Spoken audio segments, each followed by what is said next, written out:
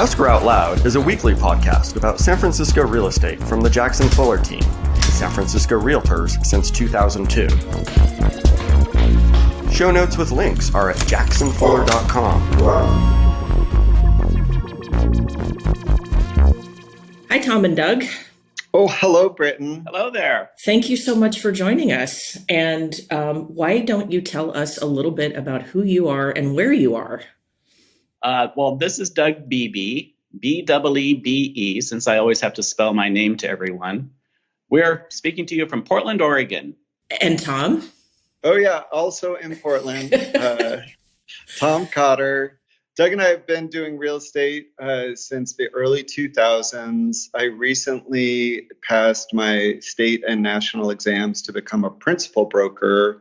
Not sure exactly what I'm going to do with that, but just so you guys know out there, we're very smart. Well, congratulations. Thank you very much. And we already knew how smart you are. So how long have you two been agents? I started in 2002, and I believe Tom joined me in 2004. Yes. And how long have you been personal partners in addition to business partners? I think about 300 years. But it only feels like 15 minutes underwater, right? Exactly. I think we're celebrating, we either just celebrated our 25th anniversary or that is happening now. The math is a little fuzzy. And we're getting really old. Well, congratulations, guys. Happy 25th, one way or the other. Thank you. So we would love to talk with you today about some of the similarities and differences between our markets here in San Francisco and yours in Portland, because we know we have referred many, many clients to you who are leaving the Bay Area and settling in Portland. And there's obviously some similarities between the cities, but we're also wondering if you have any stories about sort of stupid stuff Californians do when they show up in Oregon. Because oh no, they're all perfect. Yeah, we love them. We can't wait to work with them. We'd love to meet more as soon as possible. Well, you know you are our go-to guys for when our friends and clients move to Portland, dears. Thank you very much. We always will take excellent care. Of course. Yeah. And in terms of anecdotes, it's a very different market, especially if the California buyer that we're working with has been trying to buy in the Bay Area and then they encounter Portland. Because on the one hand, they wind up being very excited by how much they can get with the same dollar amount. Right. And on the other hand, we have lighter seller requirements. So as soon as you get into a transaction and they see the seller's disclosures or we start the buyer's due diligence period, I think California holds sellers to a much higher standard. Oh, interesting. So there's always a bit of education around what's normal here and that we really do have a lot of responsibilities to figure stuff out during their due diligence. So tell me more about that. Like, what is a typical, it sounds like you know about some of the differences. What's a typical requirement for California that doesn't exist in Oregon? Our understanding is you guys, the seller is required to do a pre-inspection. Is that accurate? They're not required to, but in our market here in San Francisco, a lot of clients do that with the goal of getting a non-contingent offer so the buyer doesn't conduct any additional inspections during escrow. Oh. Oh. Here you figure out the price and then you start inspecting. Interesting. Yeah. And when we do have some sellers that choose to pre-inspect, those are usually with older homes that have been held by one owner with more, chance of deferred maintenance that they're not aware of. Okay. So our advice is to usually do that if you're a personality type that wants to be forewarned about what might come up during an inspection. But the buyers here never accept a seller's inspection and waive their own. They still will pursue their own home inspection. Yep. Interesting. Interesting. Yeah, and I know that that's how it is in most of the country. And I didn't know if, with the competitive nature of your market, if any of our sort of San Francisco quirks had made their way to Portland yet. Well, the quirks keep trying, and we're trying to squash as many of those as possible. What other San Francisco quirks have tried to worm their way into your market? Can you think of any? Yeah, well, along those lines, in our competitive market, we do see more as is language offered as an additional provision. And when we're advising sellers, if we're the listing agent, we explain that unless they've actually waived their inspection contingency, the as is clause doesn't mean what the seller might presume it means. Uh-huh. And for buyers, when they are like, well, shouldn't we be waiving this? We would typically add language that says buyer to accept the property as is, accepting EXC, accepting health and safety issues and structural issues. Gotcha. We'd still want them to do their inspection and have the opportunity to renegotiate or pull the plug if they discover something extreme. Yeah. Yeah, definitely. And we it's not like every single offer that goes in here is non-contingent, but the majority are. Mm-hmm. If I ask you what a typical 3-bedroom, 2-bath condo or single family house costs in Portland, is that something you know off the top of your head? Yeah, Doug can figure that out. And while he looks it up, I'll just add to the difference in Californian expectations from a seller. Okay. So our seller's disclosure is about 5 pages with 10 questions with follow-up questions, whereas the California disclosure is pretty extensive. And in addition to the 5 pages, there are 2 pages that don't have any questions, but Interesting. We have a lot more questions on a lot fewer pages. oh, interesting. Is it very small print? Well, there's the statewide real estate transfer disclosure statement that's used throughout the entire state of California. And then our local market has the San Francisco seller disclosure. That's 5 additional pages that has, I would say, a couple hundred more questions, or maybe 100 more questions. Uh-huh. And because we have so many, there's so many things here with questions that involve tenants, questions that involve, having to do with unpermitted work. And, there's a lot with our old housing stock and our local laws and stuff. Right. Interesting. Yeah, for the permits, we don't have that even very well spelled out on the disclosure. It asks if there have been additions or remodels, and if so, were they permitted? And if permitted, was the permit approved?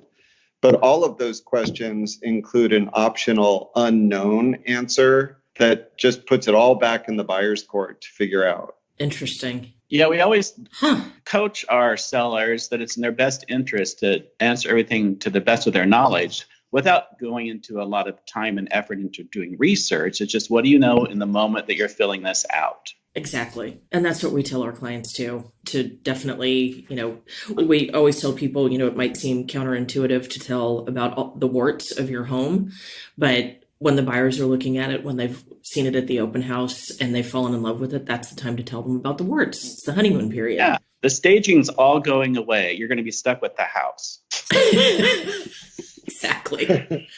So obviously another major difference between our markets is price. And for a 3-bedroom, 2-bath condo and single family home, do you guys know the rough averages of your prices there in Portland? Well, I always refer, because it's so handy and updated every week, to the Altos research reports. Are you familiar? Oh, yeah. Yeah. Those are such a great thing. And I happen to have it open in front of me right now. Fancy that.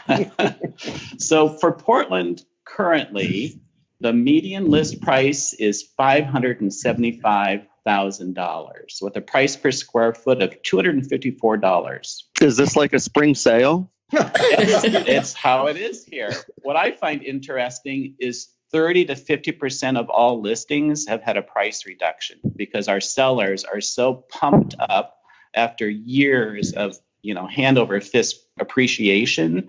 They're just, some of them are pretty cocky when they settle on a list price, but there are price reductions. They're not rare at all. Yeah, I would say emotionally in our market, we saw a recovery basically starting in January of 2013. And then it was a pretty steady, nice balanced market climbing into 2015.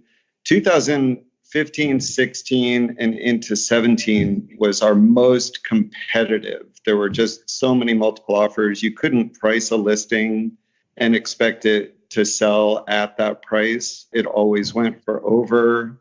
The Case-Shiller reports always had us number 1, 2, or 3 for appreciation as a city. Interesting. Yep. Okay. So sellers that are active now are looking at that experience from their friends and neighbors. And now, instead of basing asking prices on data, they're simply saying, this is how much I think it's worth. And it takes them a minute to recognize market forces that, a market value is driven largely by what a buyer's going to pay you.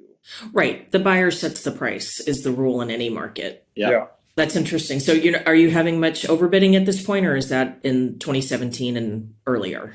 Well, just last weekend, I wrote a great over list price offer for a young man, and 5, 6 offers, and we weren't even offered to go into backup, and we were over list. Wow. And this was in Otley, a very desirable neighborhood without a lot of inventory. Asking price was $675. Yeah, I'm sure it went over 7 pretty quick. But the most competitive market for us is below 5 and especially below 4. Anything that's standing and reasonable that's not in a really sketchy location will generate multiple offers at that price point.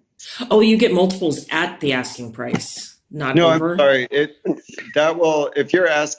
you have a 3-bedroom, 2-bath house at $375, you'll get multiple offers and it will probably sell into the 4s. Gotcha. But we do see multiple offers that don't go over asking. So it can be difficult to predict.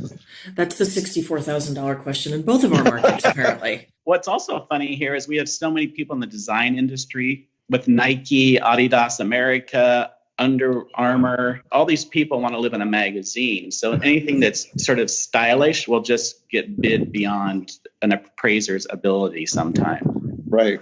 That's never fun. Do you have a lot of cash in your market, or is it typically financed? I'd say 30% cash. Sometimes it's kids have their parents giving money out of their trust fund early or something. Often it's people have sold in the Bay Area, other parts of the country, and are retiring here. Yeah, for our business, we get most of our cash buyers are more active in other markets. So they're coming from San Francisco, they're coming from LA, they're coming from New York. And oddly enough, they're coming from Eugene, Oregon. Really? To buy a place in the city. Pied-à-terre, which are probably some of our highest end clients. They live 2 hours away. Yeah. Wow. So we're talking about people coming in from other markets and paying cash and sometimes overbidding. Has that led to any fights about just housing in general? Like, is Portland fighting gentrification? Is Portland fighting new construction? Any of that like we're having here? Yes, it's a 3-ring circus. The latest thing statewide, they're suggesting getting rid of single-family zoning. Wow. The city of Portland is thinking of getting rid of all single-family zoning. The neighborhood associations are losing their minds because we have such a housing crisis of homeless people. Right. And affordability. So we have, like in our more modest neighborhoods, 2-bedroom, 1-bath house that's priced at $250 is snapped up with an excellent cash offer, torn down, and a 4-bedroom, 3-bath house selling at $7 goes in. So that's where the neighborhood associations are freaking out. And it's even worse probably in higher end established streetcar neighborhoods, we call them, because they were laid out in the teens and 20s when Portland was going through an enormous housing and population boom. Very established, uniform architectural styles, sidewalks, tree-lined streets, and they buy a house for $7 and bulldoze it and put up something for $1.5 million. Or put $2. Those people really lose their minds because they're so entitled. Yeah. So if the state or the locality did away with single family zoning and someone tears down a single family home, would that mean that they would not be allowed to build a new single family house? They'd have to build multiple units on it? It's still up for debate. And no, they do not. They're not. It's not a requirement. But another funny quirk that they're debating in Portland is limiting the square footage of new construction to try and control the cost. Wow. So that's still being hashed out. Huh. Yeah, the first place that came up was in the ADU craze when everybody wanted an auxiliary dwelling unit. So in order to protect existing neighborhoods and architectural styles, the city came forward to limit how much living square footage they would allow in relationship to lot size and the existing house. Huh. So to your question about if a single family gets torn down and would a multifamily be required, it's more like now a multifamily would be allowed. Oh, I see. Okay. But it's still under negotiation because there's been such pushback and controversy about it. So it sounds like NIMBYs are not unique to San Francisco. No. I mean, we're a small, largely walkable city, and we just have so many people on the streets right now. So basically, like, the vibe I'm getting from this conversation is Portland is San Francisco North at the moment. I wouldn't say it's that bad. I would say that we're a suburb of Seattle and San Francisco in that as soon as people are allowed to work remotely, they show up and want to buy a house finally.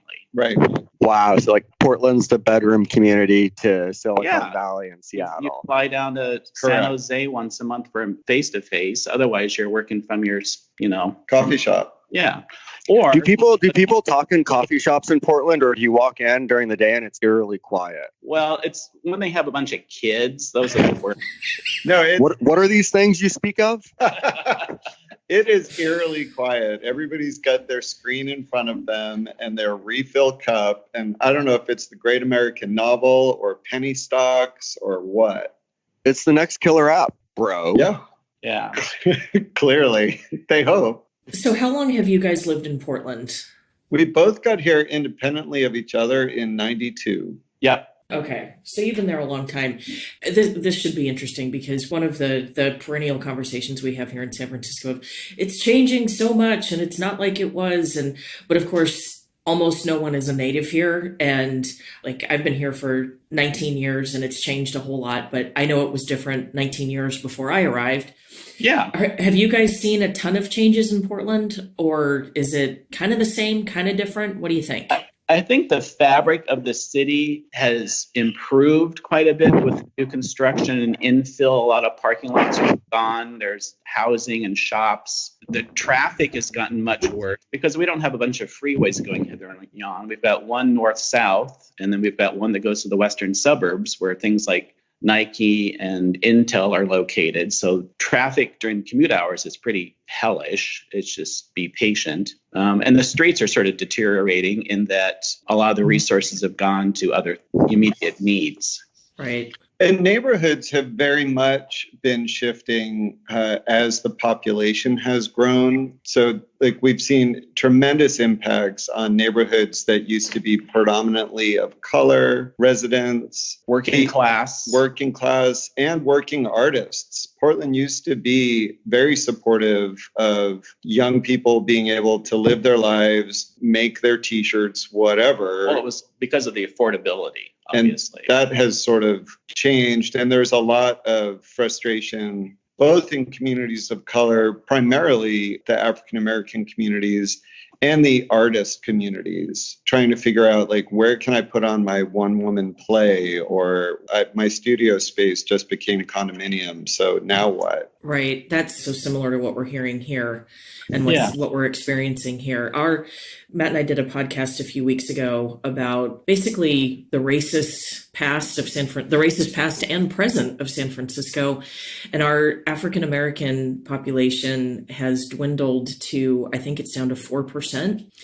It's a travesty. Yeah. But gentrification that's a whole other podcast. Absolutely. And it's happening to any city that's had a renaissance, and it's happened coast to coast in this country. It has. It definitely has. And I think, obviously the coastal cities attract the young dreamers who come in and get their foot in the door and, but the only constant is change, right?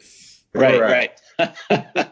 So for people who are listening to this, who are thinking, gosh, I'm sick of the high cost of living in the Bay Area and traffic is horrible there, but it's worse here, meaning San Francisco.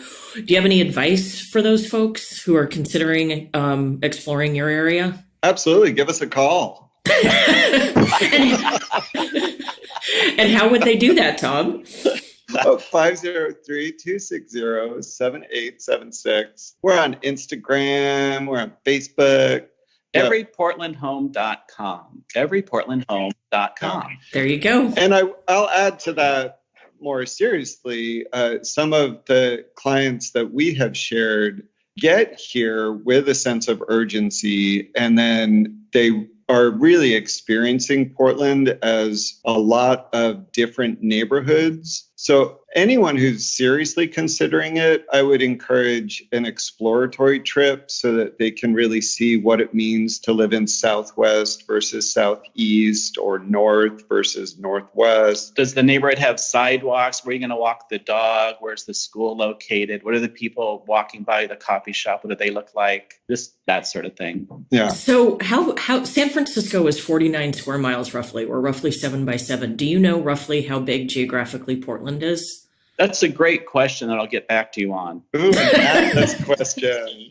And while we're at it, playing, Stump Tom and Doug here, how many neighborhoods roughly does Portland have? Just like, guessing, or like, would you say? And of course, what's a neighborhood and how many is another story, but just back of the pants. Yeah. So Portland is divided by the Willamette River into East Side and West Side. And then we further identify areas dividing it north and south by Burnside, which is a major boulevard running east-west.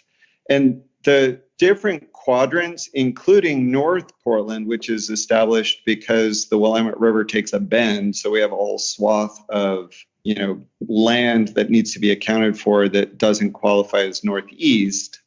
In each of these quadrants, you're probably going to find anywhere from 5 to 12 very distinct micro neighborhoods, if that makes sense. And now there's also going to be they're talking about a new quadrant, or I guess now we're up to sextiles, of South Portland, where they're trying to establish a very Vancouver, BC kind of vibe with taller, skinnier condominium and residential towers. But it's another place where, because we're following the river, there's a bend and this plot of land that no longer is accounted for. The addresses there all begin with 0, which the fire department finds very confusing. Yeah, I can imagine. And the postal service. I'd say there's over 50 Not to mention neighborhoods. your self-esteem. I mean, come on, folks. You're a one. So what's the hottest neighborhood in Portland right now, or is there one? Inner East Side. It depends where you work and what you value. Inner East Side. Is one of them. Those Nike people love the West Hills with the distant views of the Coast Range, because there's a lot of mid-century housing over there. Oh, I love that. Yeah. That's a hot area. Hillsdale, Bridal Mile are two neighborhoods with really good sized lots, greater than the typical inner city 50 by 100 lots, and really excellent schools, according to our family clients. So you get a lot of families looking in those inner West Side neighborhoods. So did I just hear correctly that like an inner area lot is about 5,000 square feet, 50 by 100 is the typical lot size there? Correct. Yeah. Wow. Yeah, Twice as so big. you guys come up here and you're like, woo, elbow room. I don't have to wear clothes anymore. Like, could you show us the houses that aren't on a farm? Exactly. Who's going to maintain this? That's why Thank you. That's why everybody had chickens a few years ago, but the coyotes and raccoons have taken care of most of them by now. Yeah. Oh, poor chickens. Once your child sees a chicken carcass in the morning after a raccoon's had its way with it, that kind of ends the urban farmer notion. Oh, Lord. Too gruesome? Too real? No, it's the circle of life. It is. So what else do we need to know about Portland, or have we covered it? Well, the food's amazing. I mean, Tom and I travel to Europe on a regular basis. And I think any cuisine is probably done as well here or better than any place else on the planet. Mhm. I love seeing your pictures of you on the boats in Venice. That was pretty fun. What's your The, favorite? What's your another favorite thing to Portland be- restaurant? Favorite Portland restaurant? We love Noble Rot, which is on the 4th floor. Oh, that's Leather's place, right? Correct. Yeah. Yeah, it's fantastic. I still haven't been there. What kind of food? It's whatever Nouveau. Leather wants to cook. It's very local, and I would say somewhat inspired largely by his sense of humor. But what's neat about it, it's on the 4th floor of a new construction building that has a LEED Platinum rating because all of their heating, cooling is geothermal. They've got their own spring water, so they're not even on Portland public water. And their eco roof is actually an organic farm. So the menu is largely driven by what they're growing at any given time. I feel like I'm listening to an episode of Portlandia. What's the name of the building?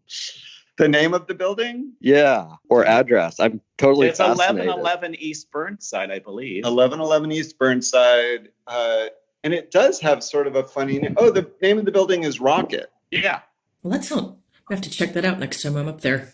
You know, the other great thing about Portland is, and Tom and I do this all the time, you get in the car and an hour later, you're by some of the tallest waterfalls in America. An hour and 20 minutes, you're on top of a mountain skiing. An hour and a half, you're at the coast. It's It's fabulous. Really, yeah. And Now, the weather is that with or without traffic? Without. Well, we're realtors, so we go midday. Yeah, who cares about rush hour? That's for those other people. Yeah. There's That's other gonna- people. Yeah, when we have our Oh, West dear. Side clients and they want to meet us at their home at 5, it is heartache because all of a sudden we're with all those people. Trying to get across one of our few bridges over the river. Yeah, Oh, the drama. the Yeah. drama. And also, everybody should know that our weather is far superior to Seattle. So you don't really want to move there. So, how is your weather superior, if I may inquire? We actually get less rain. Less rain and it's a bit warmer. You guys have had some hot weather these last couple summers, yes? As has the planet in total as well. Yeah.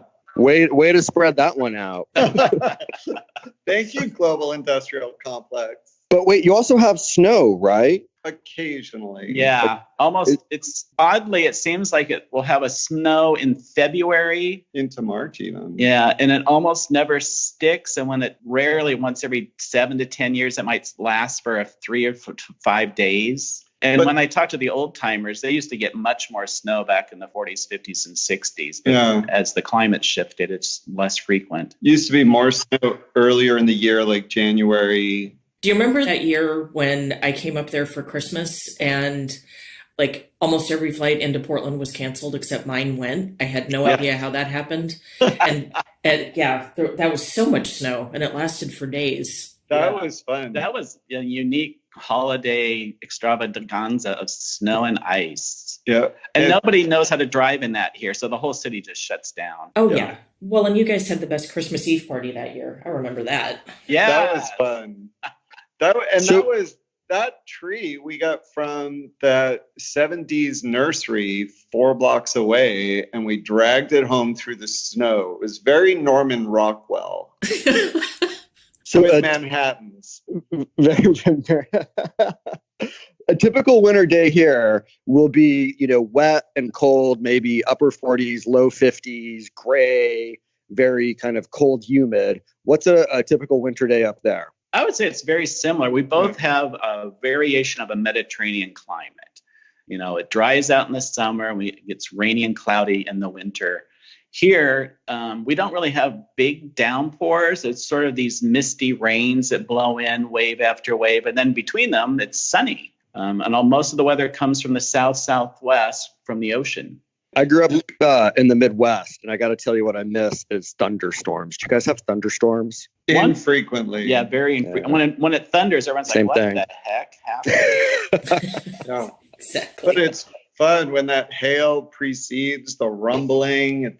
That is fun. I'm originally from Rhode Island, and it is very different here. I miss lightning bugs. I miss thunderstorms. Well, I'm from Iowa, and I don't miss the opportunity of going outside and dying of heat stroke or freezing to death.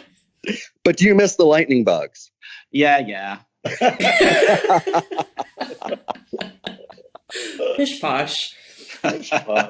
Well, guys, thank you so much for joining us today. This has been really fun. And tell us your URL again. Everyportlandhome.com, all one word. Thank you. Absolutely. Wonderful. Well, thank you so much for joining us, and we will talk to you soon. Have a great day. Yeah, it was a pleasure, and you also. Thank you so much. Bye, guys. Bye. Escrow Out Loud is a weekly podcast about San Francisco real estate from the Jackson Fuller team, San Francisco Realtors since 2002. Show notes with links are at jacksonfuller.com.